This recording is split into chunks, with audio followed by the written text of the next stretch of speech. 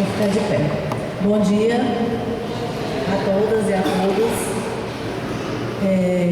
Como esse Brasil é enorme, diverso, né, e bonito, e é nosso, a gente precisa ter essa consciência. Queria agradecer o convite que me foi feito pelo Comitê Sindical, agradecer a Flávia, ao Maurício, que foram as pessoas que estiveram sempre em contato comigo e que fizeram que esse momento fosse possível, né? Então, obrigada pela acolhida, pelo convite, pela oportunidade de estar aqui nessa manhã de sábado, né? E encontrar em cada lugar que a gente vai desse imenso país, lutadoras e lutadores, pessoas dispostas a construir uma sociedade mais justa, igualitária, e a transformar todo esse processo de desmonte pelo qual a gente vem passando ultimamente. Então é muito gratificante encontrar em cada lugar essa força, essa energia que contagia para a luta e para a transformação. Então por isso já me sinto feliz de encontrar nesse local, de encontrar aqui esse espírito de luta, de resistência, de combatividade que nos chama a cada dia a ser maior. Então, o que nos cabe aqui discutir a reforma da Previdência, né? Ou seja, não é uma reforma, porque reforma é sempre no sentido de melhorias, de avanço, no sentido progressista, é de fato um desmonte e uma contra-reforma, é o contrário do que seria uma reforma de fato. Mas é discutir que o papel que a Previdência tem, a forma como as medidas de desmonte da Previdência vêm sendo postas, o que está em jogo com relação à Previdência Social. Tá? Antes de entrar especificamente nisso, dizer que o desmonte da Previdência, para além do desmonte dos direitos que estão postos nos benefícios para os segurados da Previdência, ela já está num amplo processo. Nos últimos 4 meses, pelo menos, do governo ilegítimo, né, do governo golpista do Michel Temer, só nesse período, várias medidas já se processaram no desmonte da Previdência, que aí certamente a minha companheira aqui de mesa tem mais propriedade para falar sobre esses pontos, porque vivencia isso no cotidiano de trabalho dela. Então, mas nesses últimos meses, a Previdência vem sendo atacada na sua essência, a Previdência vem sendo atacada na sua estrutura, a Previdência vem sendo atacada para os trabalhadores, e aí é um ataque à política previdenciária, aos direitos dos trabalhadores e à própria instituição. Uma série de questões já foram tomadas com relação a isso. Eu vou citar algumas para a gente entender que a coisa vem acontecendo e de forma muito rápida, de forma avassaladora. E essa é uma estratégia importante desse governo, que é fazer com que os ataques eles sejam muitos, cotidianos, rápido, para desmontar a nossa resistência. E em diversas frentes, né? Hoje a gente se organiza aqui para a Previdência, saiu ontem as mudanças na LDB com relação à educação, né? As mudanças no ensino médio, a mudança que vem tendo para a formação dos nossos jovens. Então, saiu antes de ontem da saúde, então é dessa forma que tem sido processada para que a nossa resistência seja quebrada, mas aí isso tem que ser um incentivo para que a gente possa unir as nossas lutas e unir as nossas forças, né, e unir a nossa capacidade de resistência. Só nos últimos meses, esse desmonte da Previdência já provocou o fim, a extinção do Ministério da Previdência, o esquartejamento da Previdência. Então, uma política social que tem mais de 90 anos já foi quebrada na sua própria estrutura. Então, desmontar o Ministério da Previdência significa também fragilizar essa política e dividi-la da seguinte forma: a arrecadação fica com a Receita Federal, com o Ministério da Fazenda, que já era um propósito que foi posto em prática, que é unir as grandes receitas do Estado. Previdência e Receita Federal, que são as duas Então, ao unir isso também tem um peso para a manipulação desses recursos no âmbito do Estado, né, no âmbito do fundo público. E a parte dos serviços da Previdência, que antes fazia parte do mesmo Ministério, foi para o Ministério Agrário e do Desenvolvimento Social, né, que foi um ministério criado também recentemente. Uma outra medida que já foi tomada nesses últimos 4 meses foi a exoneração de representações técnicas do serviço social, que dentro da estrutura do INSS tem uma estrutura nacional, regionalizada e local. Então, acabou com a regionalizada, extinguiu todos os cargos, exonerou os assistentes sociais que estavam nessas regionais, e até agora isso não foi modificado. Então, centraliza um poder no âmbito federal para quebrar um pouco do trabalho, e aí principalmente do serviço social, que tem um processo amplo, claro, de enfrentamento e de esclarecimento dos usuários sobre os seus direitos no âmbito da Previdência Social.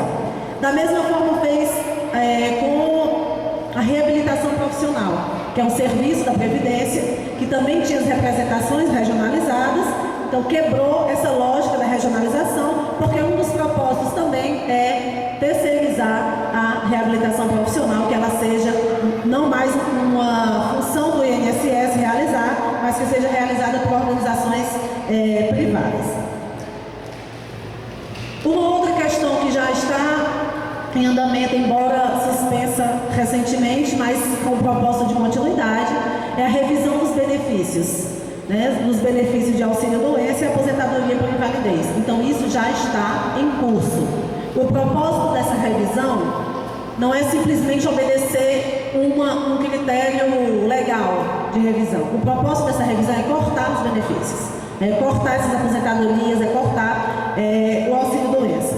E aí, o governo mesmo divulgou que a previsão da revisão desses benefícios é cortar 6,3 bilhões, economizar 6,3 bilhões de reais para a Previdência. Economizar, leia-se, retirar benefícios no valor de 6,3 bilhões de reais. Retirar benefícios de aposentadoria, retirar benefícios de quem tem auxílio-doença, que sobrevive disso, para voltar esse dinheiro para a Previdência Social. Então, dia 7 agora de novembro, também uma medida mais recente, foi encaminhado para a Assembleia alguns pontos já, para que quando chegar o grande projeto da reforma do desmonte maior, alguns pontos já estão resolvidos. Foi encaminhado mudança no auxílio-doença, auxílio-reclusão e salário-maternidade, onde muda tanto o valor como a quantidade de contribuição para esses benefícios. Então, isso aqui só para a gente começar com a clareza de que esse processo está avançando de forma muito rápida, e aí quebrando exatamente nas nossas costas. A Previdência Social, ela teve e tem, historicamente, um papel importante para a economia, mas um papel importante social, um papel importante para a sobrevivência dos trabalhadores. Como nós, enquanto trabalhadores, só temos condição de sobrevivência pela venda da nossa força de trabalho, ou seja, pelo salário que a gente recebe, a Previdência se tornou uma possibilidade de sobrevivência dos trabalhadores quando essa condição de venda da força de trabalho não pode ser, de fato, efetivada, não pode ser, de fato, cumprida. Então, por isso, a Previdência tem uma importância social muito grande para os trabalhadores, sendo configurada, de fato, como um direito social, como um direito à sobrevivência dos trabalhadores na sua condição de assalariado, na sua condição de sobrevivente da sua força de trabalho. E ela teve historicamente também um papel importante para o crescimento econômico do país. Então, a Previdência sempre esteve associada a uma política econômica que prevê que os recursos da Previdência Social pudessem ser utilizados também como recursos para o desenvolvimento econômico. Estou dizendo isso para a gente chegar na análise do déficit, pelo qual é divulgado hoje, a forma como ele é posto e o que isso de fato significa. Então, desde o surgimento da Previdência, que os recursos dessa política social vem sendo utilizado para outros fins também. Desde a década de 30, por exemplo, e imaginemos que, durante um longo período, a Previdência tem muito mais arrecadação do que gastos, né? A Previdência tem uma arrecadação muito maior do que o que vai gastar com benefícios, com aposentadorias.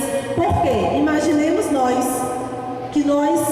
a Previdência surgiu hoje e nós passamos a contribuir com parte do nosso salário, né? Alguns 11%, outros hoje mais do que isso, mas todos os meses parte do nosso salário, que poderia estar sendo gasto diretamente com outras coisas, está indo diretamente para a Previdência Social. Se a gente começou a pagar hoje, todo mundo, surgiu hoje a Previdência, mas a gente só vai precisar dela daqui a 20, 30, 25, algum tempo depois. Nesse percurso, o que se gasta na Previdência é eventual. São auxílios maternidade, doença, né, invalidez, mas a grande demanda da aposentadoria por contribuição ou por tempo de serviço ou por idade vai demorar para se processar.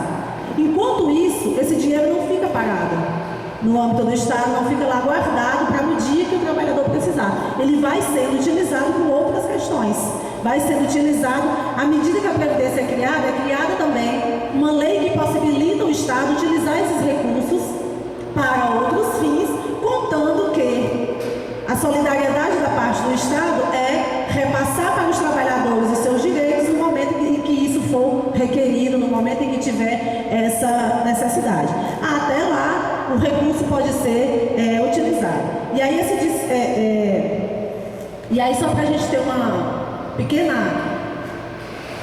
amostra disso, e para dizer assim, que os recursos da Previdência Social, eles sempre estiveram em disputa, porque é uma grande fonte de arrecadação. Então, eles sempre estiveram em disputa entre capital e os trabalhadores por esses recursos e pela formulação dos benefícios. Quando a gente disputa uma Previdência Social ampla, que atende o direito dos trabalhadores, a gente está disputando com o capital para que parte desse recurso não vá para as mãos do capital. Não é com o Estado especificamente, porque o Estado administra esse recurso. Mas só para a gente ter ideia, por exemplo, de 30 até 70, várias empresas nacionais foram criadas com parte dos recursos da Previdência, como, por exemplo, a Companhia Siderúrgica Nacional, a Companhia Nacional de Álcalis, a Fábrica de Motores, a Fábrica Nacional de Motores, a Companhia Hidroelétrica do Vale do São Francisco, a Construção de Brasília, a Ponte Rio-Niterói, a Estrada da Transamazônica. Então, uma série de empresas foram construídas com parte dos recursos da Previdência Social, por esse significado de que esses recursos eram importantes para o desenvolvimento econômico do país, mas estava garantido para os trabalhadores, que são os maiores contribuintes da Previdência, o atendimento das suas necessidades e dos seus direitos no momento em que esses fossem requerer os seus direitos. Isso se aprofunda, isso para dizer que a partir da década de 80 se aprofunda o discurso do déficit da Previdência. Porque, de fato, o recurso não estava mais lá, garantido como superávit. Ele já tinha sido utilizado. Então, se aprofunda o discurso do déficit num contexto de crise, num contexto de desemprego, num contexto em que necessitava diminuir os gastos da Previdência com os benefícios, com os trabalhadores, com o direito dos trabalhadores.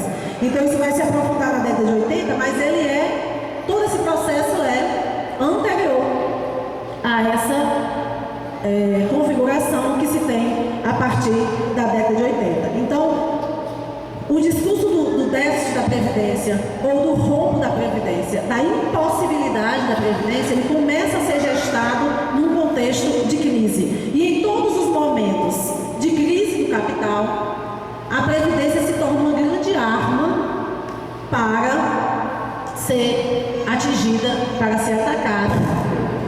É uma grande...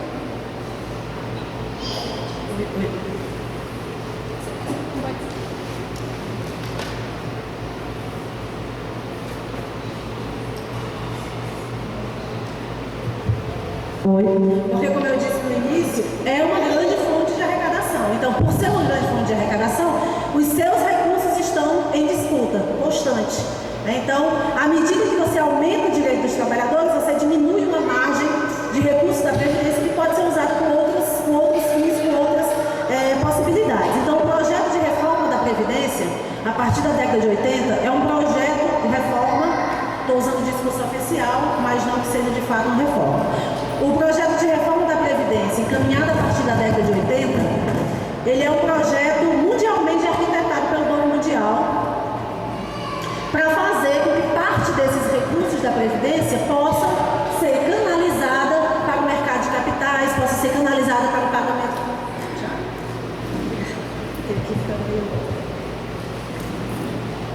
Possa ser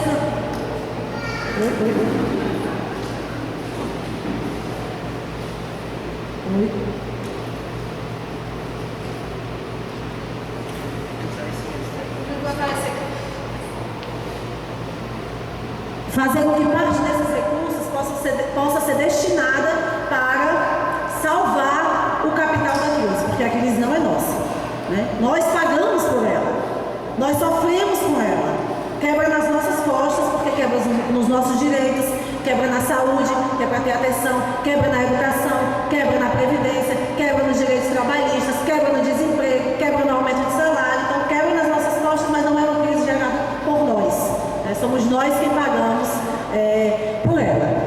Então ele é um projeto arquitetado mundialmente para ampliar inclusive a previdência privada, como a gente vê aí inúmeros planos de previdência agora sendo comercializados.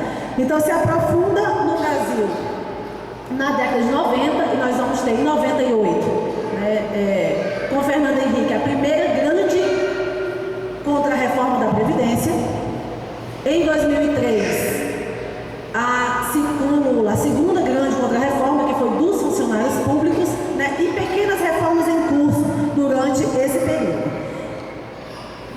E aí os principais argumentos do déficit da Previdência tem sido, e ainda hoje retorna isso com força, tem sido o envelhecimento populacional, de dizer que o fato da população idosa ser bem maior hoje e a perspectiva de que seja bem maior daqui a alguns anos, gera um problema para a Previdência. Então esse é um dos argumentos para justificar o déficit. Um outro argumento é o da relação ativo-inativo, ou seja, da quantidade de trabalhadores empregados e contribuintes e da quantidade de trabalhadores que recebem benefícios da Previdência Social. Esse seria um outro argumento.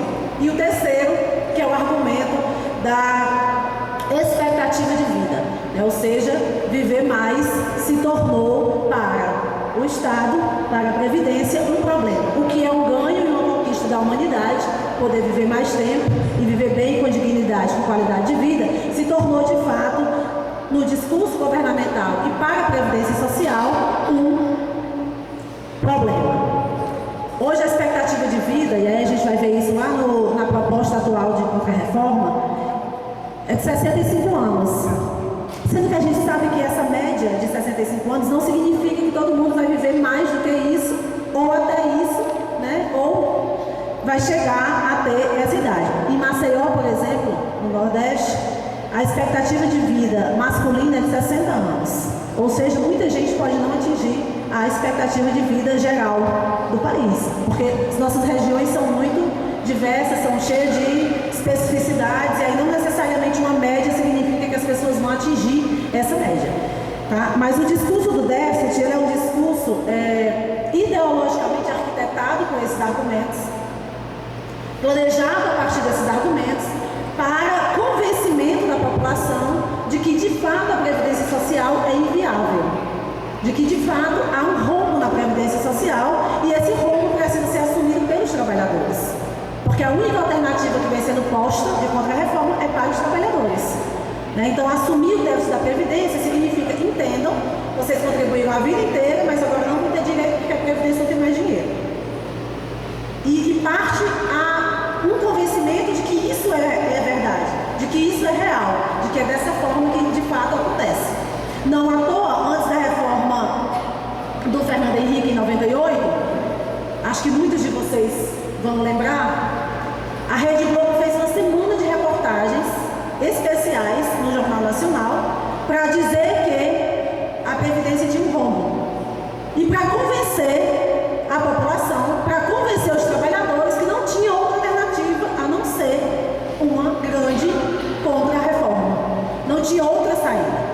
Então fez uma semana inteira de reportagem mostrando os números, mostrando a situação do envelhecimento, para convencer a população disso. Agora, em agosto, não à toa também, o Fantástico fez uma matéria especial do Fantástico, com a parte inteira, não é coincidência, né? A forma como a mídia também acompanha esse processo de desmonte, fez uma matéria inteira para falar do déficit da Previdência, para mostrar as contas da Previdência, para mostrar o rombo que existe no âmbito da Previdência Social. Então, essa é uma construção ideológica para convencimento dos trabalhadores de que não há outra alternativa e para barrar a nossa perspectiva de luta, de enfrentamento, né, de confronto, de resistência e de dizer que nós temos direitos, sim, que nós não vamos admitir a retirada desses direitos.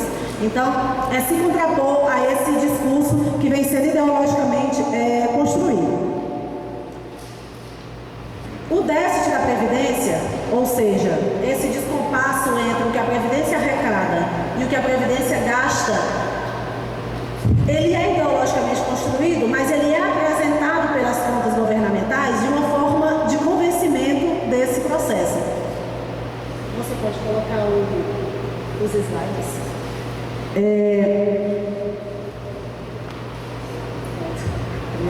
Então, quando o governo apresenta as contas da Previdência, aonde se tem um déficit e demonstra que esse déficit ele de fato existe,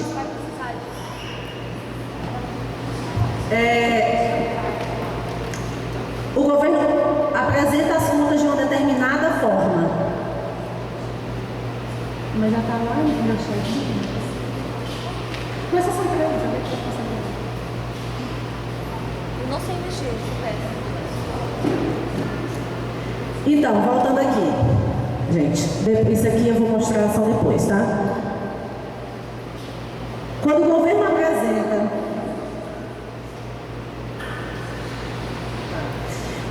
apresenta as contas da Previdência e demonstra que existe, de fato, um déficit, ele apresenta as contas das receitas, ou seja, do que a Previdência arrecada, de uma determinada forma, que é apresentar as receitas da Previdência, o que é arrecadado pela Previdência, somente pelas contribuições diretas. O que são as contribuições diretas? São as contribuições retiradas dos salários dos trabalhadores. Cada trabalhador contribui mensalmente com uma parte do seu salário para a Previdência Social e os empregadores, as empresas também contribuem com uma parte sobre o salário, sobre a folha de pagamento ou agora com a desoneração, né, que a gente vai já chegar lá. As empresas também contribuem diretamente para a Previdência, ou seja, os empregadores. Então, quando o governo apresenta as contas do déficit da Previdência, ele apresenta como receita as contribuições dos trabalhadores e as contribuições das empresas. E como despesa, todos os benefícios que são pagos pela Previdência. Né? Todos os benefícios e aposentadorias que são pagos pela Previdência. Isso daria, de fato, um descompasso entre receitas e despesas. É isso que o governo trata como déficit. É isso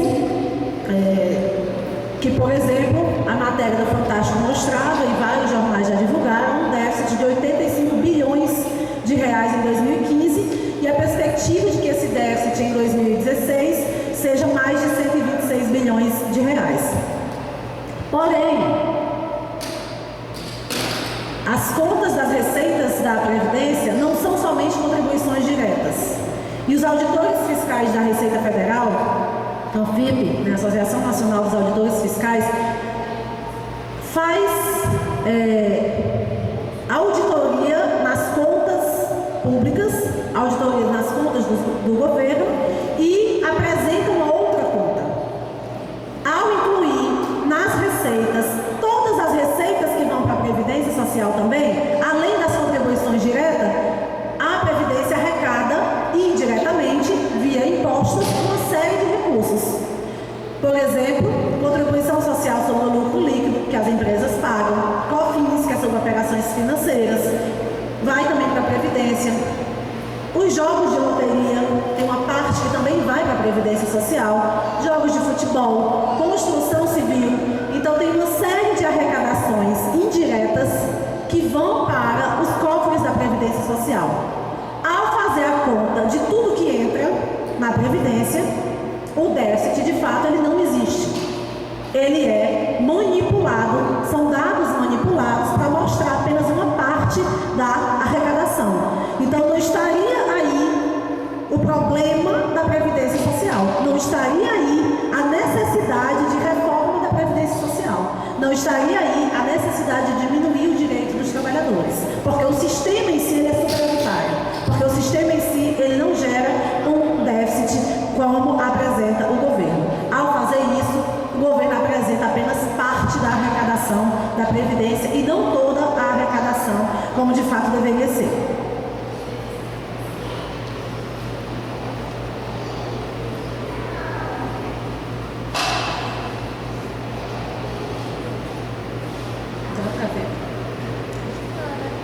Só um pouco dos números para a gente entender, né, de que forma o déficit ele é apresentado, de que forma ele vem sendo apresentado. Em todos os anos, a gente pode perceber aí, essa última coluna é o que o governo divulga como um déficit na Previdência. Tá? Então, sempre, vocês podem acompanhar, um déficit sempre crescente, né, na Previdência. E aí vamos pegar o exemplo de 2015, que é o que está sendo discutido pela mídia, é o que está em jogo, para a gente discutir o que ele significa. Então, em 2015, o governo apresenta um déficit de quase 86 bilhões, né? 85 bilhões e 818. Olhando para esse quadro, existe aí a segunda coluna, que se chama renúncias. São as renúncias fiscais legalizadas pelo governo para as empresas, ou seja, esses 40 bilhões e 124 milhões são recursos que as empresas estão isentas de pagar para a Previdência Social, certo? São renúncias fiscais para as empresas, ou seja, mesmo que o déficit existisse, mesmo que o déficit fosse de 85 bilhões, como o governo apresenta, estaria aí nas renúncias fiscais uma grande medida a ser tomada pela Previdência, que é recuperar esses recursos que deixam de entrar por conta das isenções fiscais das empresas. Então, não precisaria mudar nos benefícios, nos direitos dos trabalhadores, mas bastaria, em grande medida, cobrar das empresas o que não está sendo pago, ou deixar de manter as isenções fiscais para as empresas. Como, por exemplo, as empresas do agronegócio têm isenção fiscal para a Previdência, que é um grande, né, carro-chefe da economia aqui local, mas que no país vem movimentando também a economia. Então, deixam de pagar para a Previdência e os trabalhadores não podem, não têm essa prerrogativa de deixar de pagar. E mesmo assim, são os trabalhadores que sofrem com o processo de suposto déficit da Previdência. Então, as renúncias fiscais são responsáveis por grande parte dos recursos que poderiam ser arrecadados pela Previdência Social e deixam de ser arrecadados por conta desse processo de isenção. Hospitais privados, universidades também têm sido eixos importantes da construção civil dessas isenções fiscais para a Previdência Social. Para além das isenções fiscais, dois mecanismos que foram legalizados contribuem também para que parte de recursos não entrem na Previdência Social. Um dos mecanismos se chama Desvinculação de Receitas da União, né? A DRU. Essa desvinculação de receitas da União, ela promoveu de 2005 até esse ano, a retirada de 20% do orçamento da Seguridade Social para outros fins. Então, isso foi legalizado que 20% dos recursos que são arrecadados para a Seguridade Social já podem ser repassados automaticamente, sem comprovação tem sido gasto, em especial, para o pagamento dos juros da dívida pública, mas ele pode ser retirado e gasto com outros fins que não as políticas de seguridade social, ou seja, que não com saúde, com assistência social e com previdência. Não bastasse isso, esses 20% representam mais do que é gasto com a saúde e mais do que é gasto com assistência. Não bastasse isso, o governo Temer já conseguiu aumentar essa margem para 30% até 2023. Então, 30% de tudo que é arrecadado com essas contribuições sociais que eu falei anteriormente, com esses impostos, 30% do que é arrecadado para a Seguridade Social já pode ser na sua fonte retirada para outros fins, sem comprovação. Então, logicamente, só se aprova a retirada de recursos de onde existe. Então, de fato, não se vai tirar 30% de um sistema que fosse deficitário. O sistema tem que ser superavitário para garantir que tem essa sobra de 30% para ser retirada. E aí essa sobra, ela só existe, esse superávit, ele só existe porque vai ser, de fato, retirado dos trabalhadores uma série de direitos que poderiam ser contemplados com esse superávit. Uma outra medida que também contribui para parte das receitas não entrar na Previdência se chama desoneração da folha de pagamento. O que é isso? Muda a forma de contribuição das empresas para a Previdência. Como eu disse no início, nós temos dois tipos de contribuição direta, uma dos trabalhadores e outra das empresas. A desoneração da folha de pagamento muda a forma de contribuição das empresas para a Previdência. Uma série de empresas por ramo econômico diferente. Antes, as empresas pagavam 20% da sua folha de pagamento. Tá? Então, se a empresa pagava R$100 mil, 20% disso era retirado como contribuição previdenciária. A desoneração da folha de pagamento acaba com esse mecanismo dos 20% e as empresas passam a contribuir com 1 a 2% do seu arrecadação bruta, né, do que a empresa tem.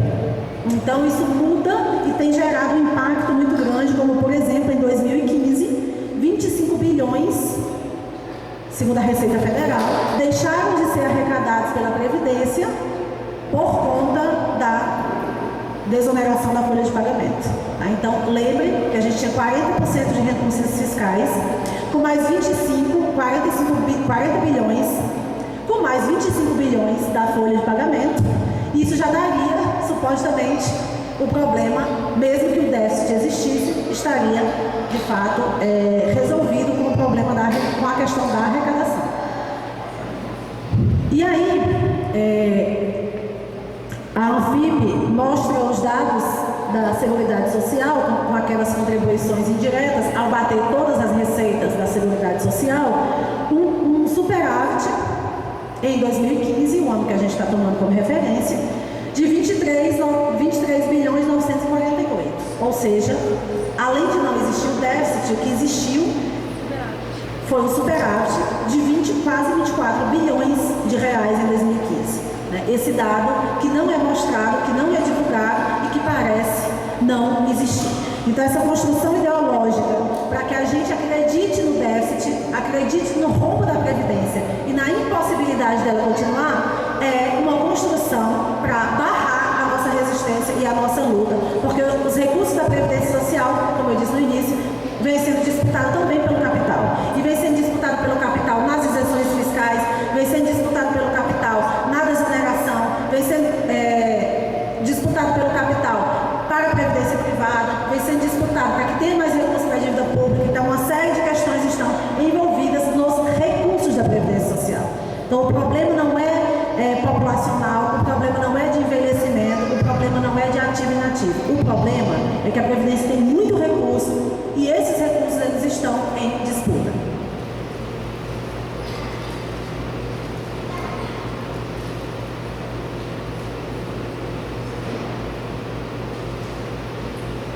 Então, o discurso do déficit serviu e serve ainda hoje para justificar a retirada de direitos dos trabalhadores.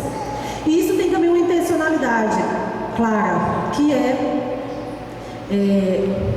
eles tratam como alternativas, mas nós tratamos como consequência. Vou tratar só de duas, ninguém marcou meu tempo, né? Pode ir, né? Vou tratar só de duas para poder entrar nos pontos atuais da contra-reforma do governo Temer, tá?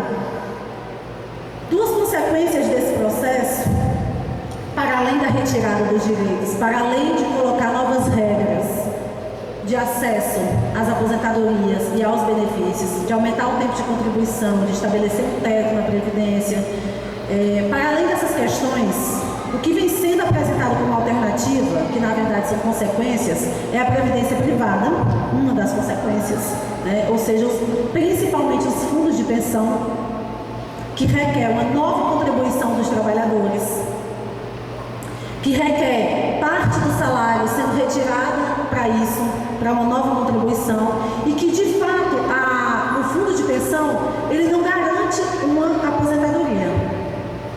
Porque o fundo de pensão é um fundo de investimento, não é necessariamente aposentadoria. O fundo de pensão é um fundo de investimento em que todos os meses os trabalhadores vão contribuir com uma parte do seu salário para o fundo. É uma contribuição previamente estabelecida, mas os benefícios que o trabalhador vai ter não estão previamente estabelecidos. É um fundo de investimento por quê? Porque o fundo de pensão sobrevive de investir o seu dinheiro na compra de ações de empresas que possam ser lucrativas. Tá? Então, pode dar certo, mas pode dar muito errado, como tem dado, né? Como tem dado na Petrobras, na Caixa Econômica, nos Correios, que são grandes fundos de pensão que têm quebrado porque investiram em empresas que não deu a rentabilidade necessária, que não deu lucro, que não deu retorno. E agora, eu estou contribuindo e vai acontecer o quê? Simplesmente eu não vou receber o que eu estou contribuindo. Então é um negócio arriscado, é um negócio feito, promovido e gerido pelo capital, com mais uma contribuição dos trabalhadores, com parte dos nossos salários, para investir em empresas. E se a gente pensar mais além de que o que dá lucro com as empresas? A exploração da força de trabalho. Então nós estamos financiando a própria exploração de trabalhadores, porque estamos apostando na lucratividade da empresa, que ela dê mais lucro para que eu tenha algum retorno como supostamente aposentadoria, né? Então estou recebendo parte do lucro dessas empresas. E aí só para ilustrar, o fundo, tem alguém dos Correios aqui? O fundo de pensão dos Correios, se chama Postales, teve recentemente um rombo de mais de 400 milhões de reais e fraudes de mais de 800 milhões de reais. O rombo, o déficit, gerou principalmente porque o Postales comprou ações das empresas do Eike Batista. E as empresas faliram e, consequentemente, o fundo de pensão apostou tudo que tinha dessas empresas e, consequentemente, perdeu também esse dinheiro, né? E o que acontece? A proposta é refatiar as perdas com os trabalhadores. Então, os trabalhadores, além do que já contribuíam para o fundo de pensão, que geralmente é de 8,5% e o empregador 8,5%, né? Além disso, vão passar mais 27 anos pagando uma porcentagem a mais para tentar cumprir o rombo do fundo de pensão, para tentar futuramente garantir aquele benefício que estava esperando que ia acontecer. Ou seja, pagando essa suposta lucratividade ou a grande lucratividade do capital. Então, esse projeto de previdência privada é um projeto eminentemente do capital. O fundo de pensão é um fundo de investimento, não é um projeto.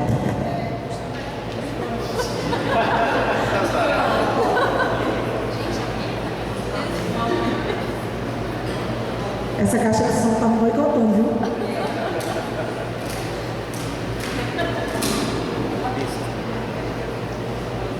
Em 2012, foi implementado um fundo que começa a funcionar em 2013, mas aprovado em 2012, o Fundo de Pensão dos Funcionários Públicos Federais, né? A FUNPESP. A expectativa é que esse fundo de pensão fosse o maior fundo de pensão da América Latina e o segundo maior fundo de pensão das Américas, pela quantidade de recursos que ele poderia arrecadar. Até o momento, não se atendeu a essa expectativa, ainda bem, né? E aí, ele funciona da mesma forma que os outros fundos de pensão, como eu já apresentei aqui, com mais uma contribuição de 8,5%. A questão é, quem entrou no Serviço Público Federal, a partir de 2013, essa adesão passou a ser compulsória. A princípio não era, mas em 2015, foi aprovado que seria automático. Então, os novos servidores entravam no Serviço Público Federal e já estava lá a filiação ao FUNPESP. Se o servidor ou a servidora não quiser, vai ter que se desfiliar. O que deveria ser o movimento contrário. Se você quiser, você se filia. Você está contribuindo com parte do seu salário para um negócio que você não sabe se vai dar certo, se vai dar errado. E você não tem... o que a gente tem como obrigatoriedade é o direito à previdência pública, social, né? Como garantia de direito. Então, mais uma forma criminosa de envolver e de pegar o dinheiro dos trabalhadores, e aí, nesse caso, o dinheiro dos funcionários públicos. E isso tem descido para os estados. Vários estados já implementam ou têm tentado aprovar as suas previdências privadas, que vem com o nome de complementar, mas de complementar não é a essência dele. A essência dele é ser, de fato, um fundo de investimento, né, e uma nova fonte de arrecadação. Então, vários estados têm tentado implementar ou já têm implementado essa previdência privada, né, os fundos de pensão. Inclusive, a PEC, que hoje é 55, impõe em grande medida para os estados e para a negociação das dívidas dos estados a aprovação da previdência privada. Tem sido pactuado com os estados, tem sido pactuado com os governadores o incentivo à construção à aprovação dessa previdência privada. Isso tem sido dado como moeda de troca para os estados conseguirem financiamento público federal, para os estados conseguirem renegociação das suas dívidas. Então, por isso que eu disse no início que a previdência é uma grande fonte de arrecadação e por isso é uma grande moeda de troca que vem sendo utilizada aí pelo Estado para os capitais. Uma outra consequência, essa eu vou falar rapidamente, porque senão eu vou gastar muito tempo com ela, porque foi a minha tese de doutorado e é o que eu estudo mais atualmente. Uma outra consequência tem sido os empréstimos consignados, que atinge principalmente os trabalhadores mais pobres e os aposentados mais pobres. O negócio que começa a funcionar em 2004 e é aprovado no final de 2003, vem como consequência desse processo, porque é resultado de um processo de diminuição das aposentadorias, é resultado de um processo em que os trabalhadores não recebem mais de aposentadoria o que recebe de salário, a não ser o de um salário mínimo. Então é resultado de um processo de diminuição da condição de vida dos aposentados. Em detrimento disso, o empréstimo consignado é apresentado como um novo direito, né? Como ter acesso ao crédito como um novo direito. Só que, na nossa concepção, o direito é o que se conquista, né? Na luta, é o que se conquista como retorno do fundo público para os trabalhadores, e o empréstimo consignado é uma mercadoria cara e especial, no sentido de que você vai passar muito tempo pagando por ela, né? Vai passar muito tempo atrelado aos bancos, e isso gerou, no âmbito dos bancos, uma corrida desenfreada pelos aposentados, para se apropriar do dinheiro dos aposentados, porque é uma fonte de dinheiro segura para os bancos. E nos 10 anos que nós analisamos analisamos os relatórios do Banco Central do Brasil, nos 10 anos de análise do relatório, o empréstimo consignado, desde 2004, vem sendo considerado uma das principais fontes de lucratividade dos bancos. Aí a gente imagina o quão perverso é isso. Aposentados mais pobres mantendo a lucratividade dos bancos, pagando, como se diz, sem comer e sem beber, juros para os bancos. Então tem sido um esquema muito bem montado de busca ativa dos aposentados. Há um assédio muito grande pelos aposentados, inclusive de ligar e dizer: você ainda tem margem, você ainda tem 5%, você ainda pode tirar, você ainda pode fazer um novo empréstimo. E isso não era comum para os aposentados, pelo menos para os mais pobres. Ter acesso a banco, ter acesso a empréstimo não fazia parte da vida dessas pessoas. Era sobreviver, né? E aí sobreviver, porque a condição de vida tem sido bem mais degradante, com a sua aposentadoria. Mas a partir do momento que se abre esse negócio, se abre também a possibilidade de outros empréstimos. E aí o processo de endividamento da população tem sido, a partir de 2012, quando o negócio começa a estourar, mas ainda não diminuiu, pelo menos consideravelmente, tem margens, né, de diminuição, mas o negócio começa a estourar da preocupação já com o endividamento, ou seja, com a condição que as pessoas vão ter de pagamento, mas dos outros empréstimos, porque o consignado você não tem alternativa, né? É descontado diretamente, é retirado já do seu salário, é de instituição, previdência, da instituição bancária, sem intermediação e sem ter a possibilidade de não pagar, né? Então, é um esquema bem montado. E aí, mais uma vez, reforça a nossa análise inicial de que os recursos da Previdência estão em disputa, tanto na sua fonte, da arrecadação, como na distribuição, no caso do consumo dos aposentados. É um dinheiro seguro para os bancos, é um dinheiro que eles não vão ter uma margem de perda muito pequena, muito pequena. E esse negócio de empréstimo consignado esteve envolvido em vários esquemas de fraude, em vários esquemas de corrupção, em vários esquemas que hoje começam a estourar, de empregadores que estão retirando dos trabalhadores e não têm repassado para os bancos. Então, está envolvido em uma série de outras questões. E aí, só para ilustrar, que eu já disse que não vou me deter, porque senão eu vou passar o resto do dia falando de consignado. Durante os 10 anos que nós analisamos os consignados, esteve envolvido em empréstimo 199, vou arredondar, 200 bilhões de reais de empréstimo emprestados dos bancos para os aposentados. 200 bilhões de reais. É uma quantia muito considerável. Se colocar os juros e fizer uma simulação dos juros, existe aí de retorno para os bancos cerca de 500 bilhões de reais envolvidos nesse negócio, envolvido nesse esquema dos consignados. Então, é um montante de dinheiro enorme, é uma fonte de lucratividade dos bancos enorme. Então, não pode ser alternativa, é consequência do empobrecimento, é consequência da condição de vida mais degradante e, em detrimento a isso, é apresentar uma alternativa para o capital. É uma alternativa que eles encontraram, de se apropriar de um dinheiro seguro, de se apropriar de um dinheiro certo. Uma simulação rápida, só para a gente entender como o esquema é tão perverso. Quase 80% dos aposentados que têm empréstimo consignado, os aposentados do INSS, que têm empréstimo consignado, recebem entre 1 e 3 salários mínimos.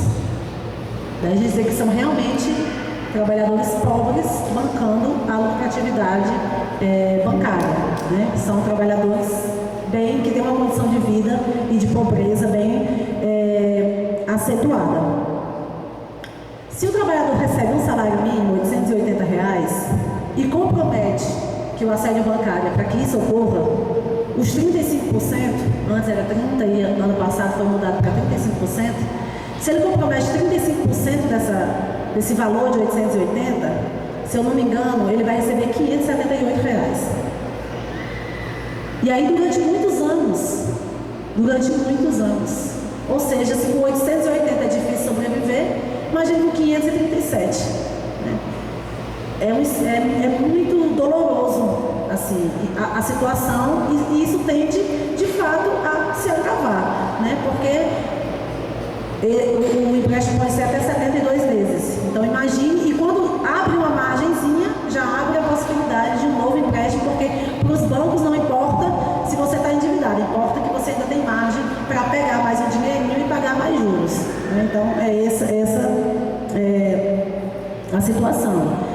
De acordo com os dados que nós levantamos, eu vou só ler aqui o nome dos 10 bancos, os 10 maiores bancos que lucraram com o consignado nesse período.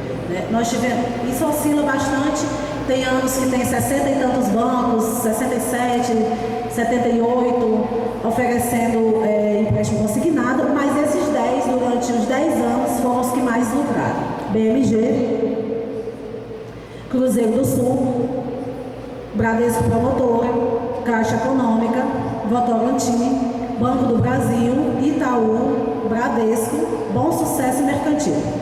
Então, esses 10 bancos levam a maior parte do lucro vindo dos consignados, né? Tem sido essas instituições a investir mais na busca pelos aposentados. E aí eu digo que o negócio de assédio é muito forte, porque eu sou de uma cidade do interior do Ceará, onde há 20 anos atrás só existia Banco Caixa Econômica, depois Banco do Brasil.